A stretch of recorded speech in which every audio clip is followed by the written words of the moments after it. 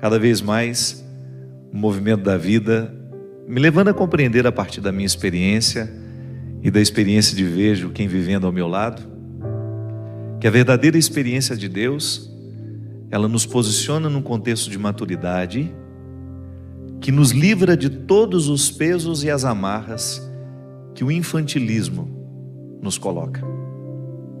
Já me explico. Muitas vezes nós alimentamos visões muito infantis a respeito da vida, do outro, até mesmo da nossa relação com Deus. Quantas vezes nós nos pegamos alimentando um jeito infantil de ser religioso? Que é quando a gente não tem maturidade suficiente para entender que Deus não vai fazer todas as nossas vontades, que não é próprio de quem ama realizar todas as vontades da criatura amada, porque isso significa retirar da criatura amada a oportunidade de crescer com as próprias dificuldades que são próprias da vida. Próprias dificuldades próprias da vida não, com as dificuldades que são próprias da vida. Que muitas vezes o nosso amor, ao invés de proteger, ele desprotege, porque ele infantiliza. Ele é muitas vezes marcado por faltar realidade, né, no amor. É igual a pessoa que está apaixonada, né? Ela não consegue ver a realidade. Uma mente apaixonada, uma mente que está muito envolvida com uma outra pessoa que acabou de chegar, é um perigo. É um perigo tomar decisões erradas. A paixão cega. Gosto sempre dessa diferenciação, né? A paixão é a antessala do amor. A gente só pode dizer que ama depois de ter apagado todos os fogos incendiários da paixão, porque eles são perigosos. O amor não. O amor é aquele sentimento que te deixa, continua apaixonado no sentido, né, pleno da palavra, no sentido de ter a paixão já dominada, mas o amor encaminhado. Porque a paixão não lhe permite muita crítica. Você não gosta nem que o outro coloque defeito naquele que você acabou de descobrir por quem você está apaixonado. Porque se você não descobre defeito, imagina se você vai admitir que o outro venha colocar. O amor não. O amor é quando nós já apagamos os fogos incendiários da paixão e a gente consegue olhar para o outro com realidade. Aí você percebe que ele tem defeitos, que ele tem qualidades, que ele tem virtudes, não é? Que ele é uma pessoa virtuosa, mas que ele é também uma pessoa limitada. E mesmo assim, olhando para o pacote completo, você decide que você quer viver esse relacionamento. Isso é um amor maduro. Dentro de uma concepção infantil, nós vamos acreditar que o amor não contempla defeitos, que o amor não contempla limites. São os mitos, né, que eu trato no meu livro Quem Me Roubou de Mim. O mito do amor romântico fez isso com a gente. A partir de histórias maravilhosas, né, de amores perfeitos, que passam por grandes dificuldades e que depois termina todo mundo feliz para sempre.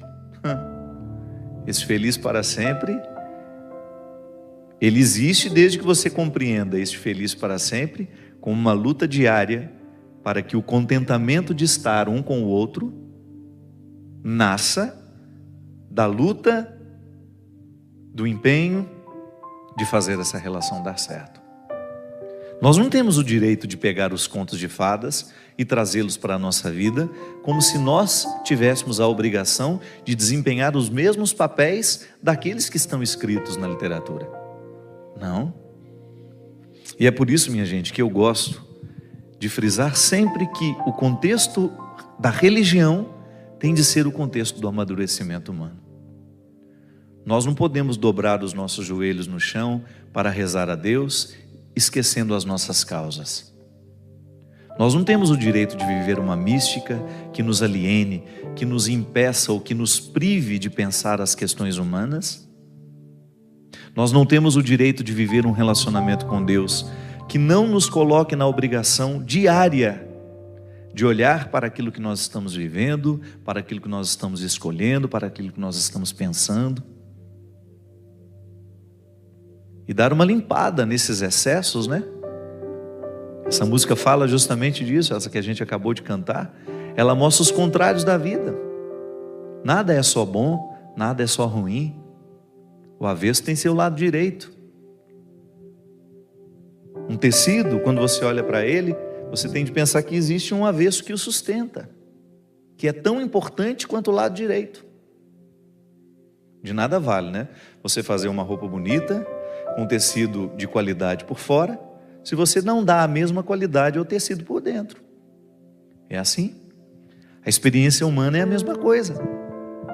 E nós vamos amadurecendo à medida em que a gente vai conseguindo articular a realidade com a meta. Ninguém pode viver sem meta, sem objetivos, né? Sem objetivos, um ser humano não vai longe. Mas o objetivo é sempre um fator que está ligado a um ideal. Eu quero isso para mim. Mas o que eu reconheço hoje ainda não me dá condições de viver a realização desse objetivo. Então aí você vai se colocar, se equalizar no tempo do empenho. Mas que as suas metas, elas não desconsiderem o seu processo atual. Eu não posso ter uma meta que desconsidere o que eu sou. Eu preciso amarrar as minhas metas à minha realidade. E na realidade eu sempre posso interferir. Eu gosto de dizer isso sempre, porque para mim não existe uma maneira mais eficaz de você avançar senão por meio do empenho. Então, por exemplo, você ter um compromisso com você. Coisas simples, pequenas, de agregar, de você se tornar cada dia melhor. Uma palavra nova por dia, por exemplo. É um bom maneira de começar a crescer. Eu não posso fazer um curso, eu ainda não tenho dinheiro para estudar, para fazer isso, mas você pode aprender uma palavra nova por dia. E não só aprender aquela palavra nova, como começar a colocar no seu cotidiano, para ela entrar em uso. Às vezes eu fico pensando que a gente precisa ressuscitar as palavras. Existem palavras que estão caindo no desconhecimento. Por quê? Porque nós estamos cada vez mais pobres de vocabulário. Nós usamos sempre as mesmas palavras e ficamos irritados quando alguém escreve alguma coisa que a gente não entendeu de cara. Por quê? Você precisa se exercitar. Eu gosto de ser desafiado diariamente por aquilo que fere o meu jeito de pensar. Você sabe que o conhecimento se estabelece em nós, é assim, né? Como se fosse uma ferida, como se você lesasse uma parte do músculo que depois cresce maior. É assim que a gente conhece. Eu recebo uma informação que eu não tinha, aquilo me incomoda, e eu entro dentro de um processo, né, de adequação. Não é que eu vou transformar a minha cabeça naquilo que eu recebi, não. Eu vou adequar a informação recebida com aquilo que eu tenho e fazer a minha síntese. É assim que a gente avança. Então na faculdade, eu me lembro, na faculdade de filosofia, talvez tenha sido o momento em que eu mais aprendi na minha vida. Porque a filosofia são disciplinas que mexem muito com a gente. Retiram muita gente do senso comum, né? O que é o senso comum? A maneira como todo mundo pensa. Mas se de vez em quando alguém não nos retira desse senso comum e nos apresenta uma maneira nova de interpretar a realidade, a gente corre o risco de ficar acorrentado nas mesquinharias, né, do senso comum. Pensar diferente, pensar alto. Não era a proposta de Jesus? Ele não mudava a cabeça de quem ele encontrava para melhor, né? Ele fazia com que aquelas pessoas saíssem de um contexto antigo de interpretação de si mesmo, do outro, do amigo, da política, da religião, e fazia com que aquela pessoa avançasse aqui pela cabeça. O coração só muda depois que a cabeça pensou diferente. E é tão importante, minha gente, você sentir que você não está estagnado. Ainda essa semana, conversando com um amigo meu que começou a fazer um curso de inglês, eu sempre dizia para ele: você tem facilidade de aprender línguas, você não pode só trabalhar. Tá certo que o trabalho, ele é importante nesse momento da sua vida, porque você está ganhando um pouco melhor, você está construindo um pequeno patrimônio para você depois no futuro casar, ter filho, sei lá qual vai ser o seu projeto de vida. Mas você não pode se permitir ficar somente no convencional. Tente fazer o sacrifício dessa época. E qual é o sacrifício dessa época? Acrescentar um curso de inglês, porque você precisa. Você tem facilidade. Você não pode desperdiçar os dons que Deus lhe deu. E aí no primeiro momento ele achou que aquilo ia ficar pesado no dia a dia dele. E essa semana conversando, ele falou assim: ainda bem que eu escutei o seu conselho e me matriculei no inglês, porque eu estou me sentindo outra pessoa. Eu estava, no momento em que eu só trabalhava, ele dizia, eu estava acostumado ali, estava achando que estava bom, que estava interessante, estava o meu tempo todo ocupado, e eu chegava no final do dia. Mas de repente, quando eu me matriculei, quando eu comecei a fazer o curso, quando eu comecei a perceber que em 2 semanas de curso eu já tinha avançado muito, que ele tem facilidade, já tinha um conhecimento básico de inglês, mas aquela oportunidade que ele se deu, sabe, quando ele feriu o que já estava tudo certinho, o dia a dia dele estava certinho, e de repente ele vem e fere a estrutura daquela rotina, colocando um elemento novo, que vai ser sacrificante para ele, vai exigir dele, vai, mas quem disse que alguém cresce na moleza? Então, consciente de que fazer esse sacrifício agora vai conceder a ele a oportunidade de avançar, fez com que aquele rapaz, hoje, nesse determinado momento da vida, sinta-se bem com o sacrifício que está fazendo. Por quê? Percebeu que o ferimento já começou a cicatrizar. Ele já está se adaptando à nova estrutura de vida, contendo o curso de inglês. Gente, se a gente passa a mão na nossa cabeça todos os dias, se a gente olha com pena para a gente, se a gente olha com espírito de vítima, a gente tem 1000 motivos para deitar e dormir, achando que nós já fizemos tudo que tinha que ter sido feito. O ser humano, quando ele entra dentro do contexto da autopiedade, ele para de crescer. Ai, coitadinho de mim, olha como eu trabalhei hoje. Eu não tenho tempo nem para fazer uma caminhadinha. Eu não tenho tempo para nada. Para com isso. Insira alguma coisa de novo na sua vida.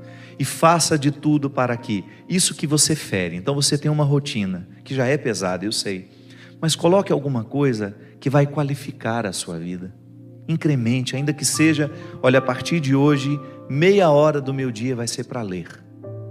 Eu preciso ler ao menos um livro por mês. Eu preciso acrescentar, ainda que seja 15 minutos de reflexão no meu dia. Eu estou muito agitada, eu estou tendo uma rotina, eu estou cuidando da minha casa o tempo todo, estou cuidando dos meus filhos, eu estou trabalhando e eu não estou tendo tempo para me equilibrar como pessoa. Sabe, você sentir que você está fazendo alguma coisa para o seu amadurecimento, para o seu avanço. Isso é religioso, minha gente. Você sabe que os padres do deserto, lá em 300 e pouco, logo depois de Cristo, né? Uma experiência muito próxima a Jesus, 300 anos, é muito mais próximo do que nós que estamos há 2000, né? Os primeiros padres, os monges que saíram e foram na direção do deserto, Santo Antão é o homem que inicia essa vida monástica no deserto, né? Você sabe que já naquela época, qual era a mística dos padres do deserto? Era chegar à disciplina da alma através da disciplina do corpo. Não temos como separar isso. Seria uma hipocrisia da nossa parte querermos viver uma mística que não passe pelo corpo, ou então querermos viver um cuidado com o corpo que também não passe pela experiência mística. Disciplina é a palavra de hoje. Nós estamos cada vez mais mergulhados num contexto que nos desobriga da disciplina, e isso é muito triste. É muito triste quando nós identificamos que os nossos filhos estão ficando estranhos, eles estão ficando estranhos a qualquer tipo de sacrifício. Porque a vida tem de ser assim, a vida nós temos que facilitar. Tudo bem, as facilidades de hoje, elas são muito boas, mas elas não podem retirar de nós a oportunidade de vivermos a ascese e a disciplina que faz com que todo homem, toda mulher encontre esse equilíbrio. esse amadurecimento. Para a gente poder se livrar das visões infantis, né? Uma maneira infantil de ver a realidade é tão nociva. Ela nos priva tanto de viver a vida como ela merece ser vivida. Primeira coisa é retirar essa história de que nós vamos ter uma vida feliz porque nós somos bons, que nós vamos ter uma vida harmoniosa porque a gente fez isso, fez aquilo. Não, essa matemática não fecha. Coisas ruins acontecem com pessoas boas, coisas boas acontecem com pessoas ruins, e na hora que acontece, os bons precisam recrutar todos os elementos que os tornam bons, para que eles tenham condições de compreender a vida. Para a gente parar de chorar, sabe, o leite derramado, para a gente começar a olhar a vida com um pouco mais de coragem, com um pouco mais de disposição, com um pouco mais de maturidade. Ninguém nos prometeu que seria fácil. Ninguém nos prometeu que tudo aconteceria como a gente quer. Ninguém nos prometeu que os nossos amores seriam perfeitos. Ninguém nos prometeu que as pessoas não nos trairiam. Ninguém nos prometeu que nós não perderíamos as pessoas que nós amamos. Ninguém nos prometeu que nós não teríamos de lidar com os contrários. Viver dói. Viver é doloroso sempre, mas é possível extrair uma satisfação de tudo isso. E para isso, o processo religioso, para nos ajudar a entender isso. Sabe, é tão libertador quando nós entendemos que a vida é sagrada, mesmo quando acontecem coisas que não parecem ser sagradas. Que mesmo em meio a desgraças nós podemos dar um sentido religioso a tudo isso. Que nós podemos compreender todo este processo humano como um dom a ser administrado de maneira santa. Eu hoje quero receber a vida, quero lidar com essa vida com maturidade, porque eu a compreendo como um processo santo. É santo viver, é sagrado viver, e eu não tenho o direito de negligenciar essa sacralidade da vida com as minhas infantilidades. Sabe, então, jogar fora todo esse arsenal de infantilidade que muitas vezes nós levamos, permitir que Deus retire dos nossos olhos esse óculos que muitas vezes nos faz ver uma realidade cheia de florzinha bonitinha, mas que não corresponde àquilo que é. Olhar o outro com verdade, sem as nossas expectativas. Muitas vezes os nossos encontros não são possíveis, os nossos amores não são possíveis, é porque não é que a gente ama o outro, a gente ama as expectativas que a gente tem do outro. Isso é cruel. Quando a gente joga sobre o outro todas as responsabilidades que nascem da nossa maneira infantil de ver a vida, de ver o mundo, de ver as pessoas. Deus nos amadurece para que a gente tenha condições de compreender este refrão, que o verso tem reverso, que o direito tem um avesso, que o de graça tem seu preço, que a vida tem contrários. Mas mesmo nesses contrários, a gente pode ser muito, muito, muito harmonioso. E que a grandeza de uma alma depende justamente da capacidade que essa alma tem de reconciliar os contrários dentro de si.